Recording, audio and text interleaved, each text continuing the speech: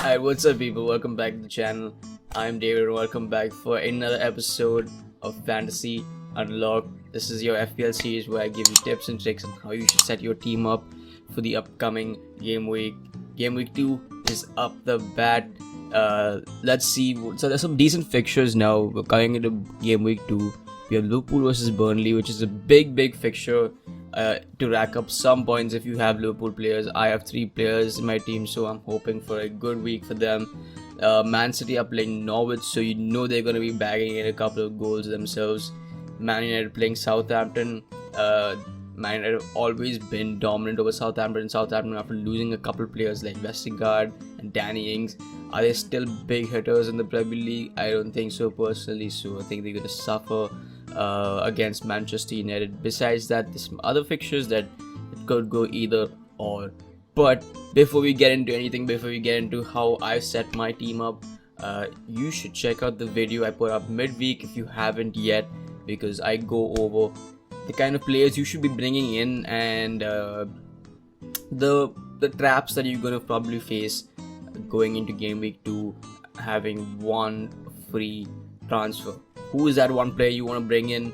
Should you be bringing in anybody? I go over all those points in the last video, so I will leave a link on top in a card, as well as a link down in the description below, so you have easy access. Go ahead and check out that video. I think that's a decent video to check out, just to get some insight on who you should be bringing in if you're thinking of bringing in anybody. But for now, let's get into the team. Right. My goalkeeper and backline right now is Sanchez in goal. Yes, I've stuck with Sanchez. I think people are writing him off way too soon. I've heard a lot of people saying that they might want to trade him in and bring in someone like Mendy or someone like Edison, someone that's a little more reliable. I think those are decent options. I think you could definitely get in a lot of points for those keepers. I just don't want to spend 6 million or 7 million on a keeper. I think you're getting this. I think you're getting similar, if not better, return in the form of Sanchez and the form of Foster. And some of these lower price keepers are fairly decent. And if you pick them right, Sanchez, I think Brighton is a decent defense. And I'm not saying that they're not susceptible to the odd, maybe 1 or 2-0 battering, but I think fairly solid over last season. If you look at their defense, it's been fairly solid, and so given that, I think Sanchez is an excellent option. If you still have him, I would suggest keeping him. Next up, I have Alexander-Arnold. I was a bit disappointed with him against Norwich. I thought he would be better going up front. However, that being said, I think that was just the first game, so you can expect a lot more coming into the second game, moving into more and more, and as soon as he starts playing more and more games. Obviously now Burnley is a decent fixture. They're gonna have a low block, so you're gonna expect a couple more crosses from him, and hopefully Firmino Jota gets on the end of that, and happy days. So yeah, Alexander's in my team. The second player is Luke Shaw. Another disappointing week for him as well.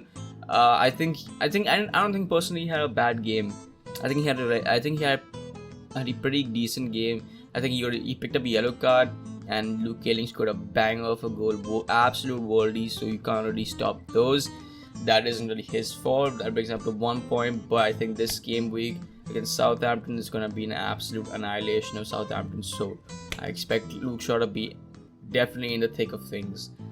Moving on to the next player is Shimikas. Shimikas was that surprise player for everybody. I brought him in very late into my team because Andy Robertson did pick up that injury, and he's done well so far. If you haven't noticed, my team value has increased to 100.2. 2 of my players have gone up by 1 point each, and Shimikas is one of those players.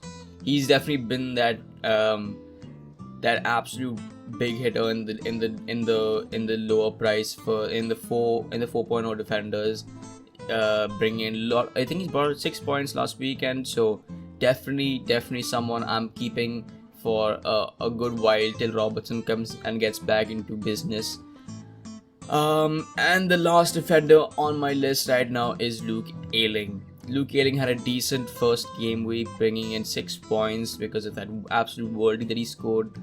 He does have a tough fixture up against Everton, so you're up against a big striker in the form of Calvert-Lewin, and another striker who's in the form of his life, arguably Richarlison. I think he had a great preseason, and I think he's done well so far in the Premier League. So it might be a bit risky to go for Luke Ayling right now, but you know what? Risk it for the biscuit, man. So my only other option is to go and play Teemu Pukki up front, but I don't think Teemu Pukki is gonna score against Man City. It doesn't seem likely. Norwich are playing Man City, and I feel it's gonna be a battering. So no chance Teemu Pukki is getting on the score sheet for me. So my best option is to bet on Luke Ayling. Anyway, let's move on to the midfield now. In the midfield, let's start off with the big hitter, Salah. Mo Salah is my captain for this game week. Playing Burnley, obviously, I think he's going to be scoring maybe a couple of goals. I'm expecting a couple of goals at least. It's an Anfield game. The fans are back. You know, Salah relies on that on the big moments, and so I expect him thoroughly to deliver in this game week. Next up, obviously, it's Fernandes. Fernandes was the big hitter of the first game week. So if you don't have him, I know you're probably crying, and you probably maybe brought him in even, because Fernandes is probably the safest investment ever in FPL history.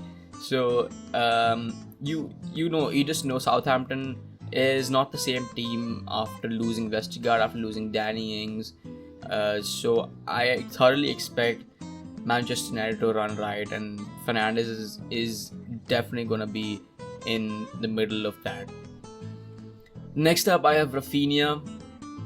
Rafinha is another risky option because of the way that they started game week 1. However, I think that was a blip, and I think Manchester United have just got their number. I think going into the next couple of game weeks, I think the Leeds are going to come into their own and find their usual attacking style, and that means Rafinha is going to be at the end of in the thick of things rather. So I fully expect him to make some returns for me in this game week playing against Everton.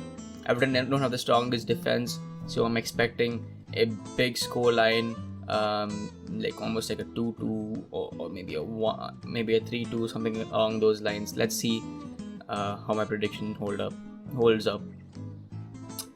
Next up, I have Riyad Mahrez. Riyad Mahrez, I have to include one Manchester City player here because they play Norwich City, and that means it's gonna be a battering. I can't put it any other way. It's gonna be a battering. City lost their first game of the Premier League, but we all know that City had a slow start last season, but eventually ran away with the title. So I feel like it's an absolute sin to write them off at this moment, just after one game.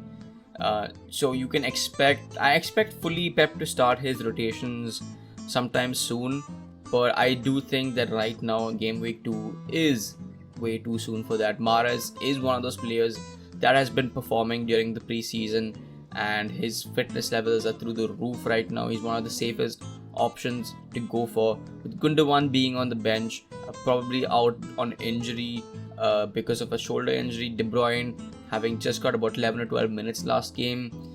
You expect Mahrez to be one of those starters for the Man City side, so he gets into my team. And let's move on to the forward line. Let's end with that. The duo partnership I have up front is a partnership of Callum Wilson and Antonio, both really good game week 1s. Callum Wilson picking up 6 points and Antonio picking up about 13 points.